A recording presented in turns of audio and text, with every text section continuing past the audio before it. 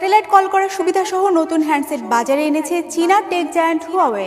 মেট 60 pro সিরিজের ফোনটি তৈরি হয়েছে চীনের নিজস্ব চিপসেটে। গেল সপ্তাহে ফোনটি বাজারে আসার পর 5 দিনেই বিক্রি হয়েছে প্রায় 10 লাখ হ্যান্ডসেট। এমন অবস্থায় আরও 1.5 কোটি হ্যান্ডসেট তৈরির লক্ষ্যমাত্রা হাতে নিয়েছে হুয়াওয়ে, যা সেপ্টেম্বরের দ্বিতীয় সপ্তাহ থেকে বাজারে পাওয়া যাবে। বিস্তারিত ডেস্ক রিপোর্টে।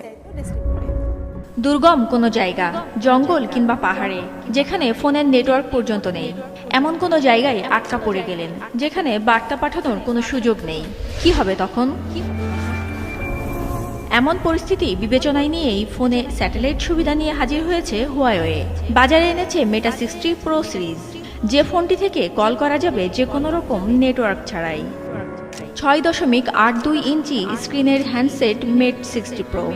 স্যাটেলাইট সুবিধার পাশাপাশি এতে রয়েছে উন্নত ক্যামেরা। আছে 50 মেগাপিক্সেল মূল camera, 48 megapixel ultra wide sensor আর 12 মেগাপিক্সেল টেলিফটো সেন্সর, যা দিয়ে প্রফেশনাল কাজও করা যাবে।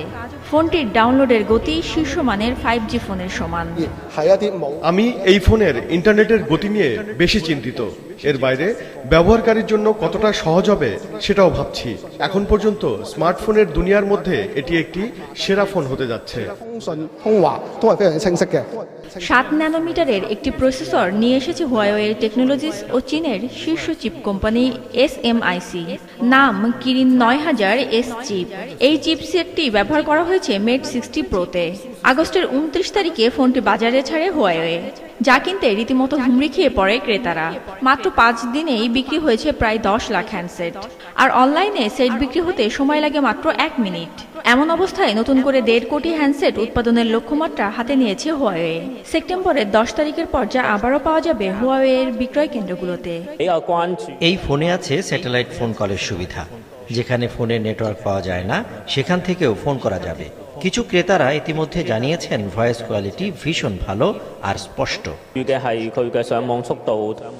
2019 সালে জাতীয় নিরাপত্তার কথা বলে হুয়াওয়ের কাছে চিপ তৈরির প্রয়োজনীয় উপকরণ বিক্রি বন্ধ করে দেয় America.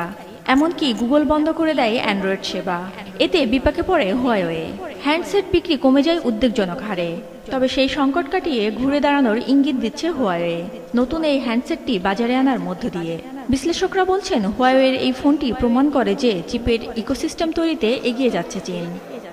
Fatimatu Zohra, business report. ডিজাইনকে যে খুবই আকর্ষণীয় করা হয়েছে তা তো দেখেই বুঝতে পারছেন। সার্কুলার ক্যামেরা মডিউল, যেখানে দেখতে পাবেন 3টি ক্যামেরা সেন্সর এবং একটি ফ্ল্যাশ লাইট। এর ঠিক মাঝে এক্সমেজের ব্র্যান্ডিং রয়েছে। ফোনটির ব্যাক প্যানেলে গ্লাস ইউজ করা হয়েছে আর নিচের দিকে ভিন্ন কালারের কার্ভ শেপ দিয়েছে, যেটা ফোনটিকে আরো বেশি সুন্দর করে তুলেছে। ফ্রেম অ্যালুমিনিয়ামের এবং এর থিকনেস 8.1 মিলিমিটার। তাই তো বলি ফোনটি এত মোটা দেখতে কেন। তাছাড়া এর ওয়েটও বেশ, প্রায় 225 গ্রামের মতো। এটা বলতেই হচ্ছে ফোনটি এক হাতে খুব একটা কমফোর্টেবল হবে বলে মনে হচ্ছে না। এই ফোনটিতে রয়েছে 4টি colour option, black, white, green এবং পার্পল। বন্ধুরা, এদের মধ্যে কাকে বেশি ভালো লাগে কমেন্ট করে জানাবেন। কিন্তু ফোনটিতে আরো পাবেন IP68 রেটিং, অর্থাৎ ধুলাবালি বা পানি থেকে আপনার ফোন নিরাপদে থাকবে।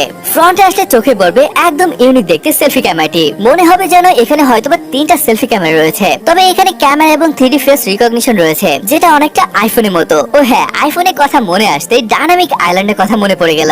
এই ফোনটিতেও কিন্তু 14 প্রো ম্যাক্সের মতো ডায়নামিক আইল্যান্ড রয়েছে, মানে এটা একটা ইফেক্ট বলতে পারেন। যাই হোক, ডিসপ্লেটি কিন্তু বেশ চওড়া। এখানে থাকছে 6.82 ইঞ্চের 120 হার্জ অ্যাডাপটিভ রিফ্রেশ যুক্ত LTPO OLED ডিসপ্লে, যেখানে 1440 হার্জের PWM ডিমি রয়েছে। প্রোটেকশন হিসেবে থাকবে হুয়াওয়ে কুলন গ্লাস 2।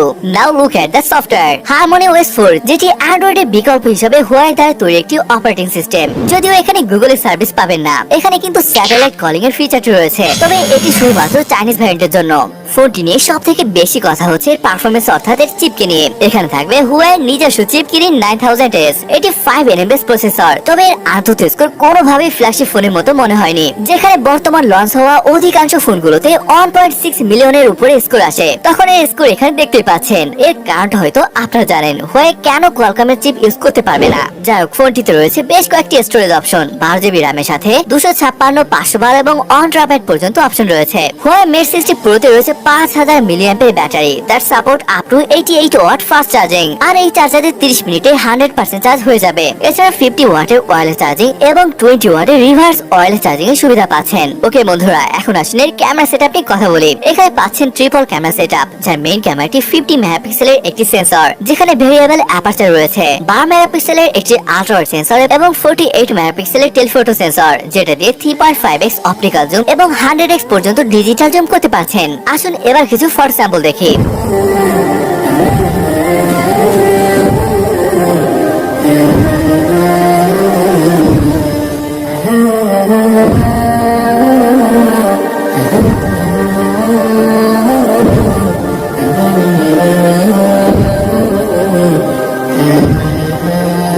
ফোনটি রিয়ার এবং ফ্রন্ট ক্যামেরাতে সর্বোচ্চ 4K 30 বা 60 fps পর্যন্ত শুট করতে পারবেন।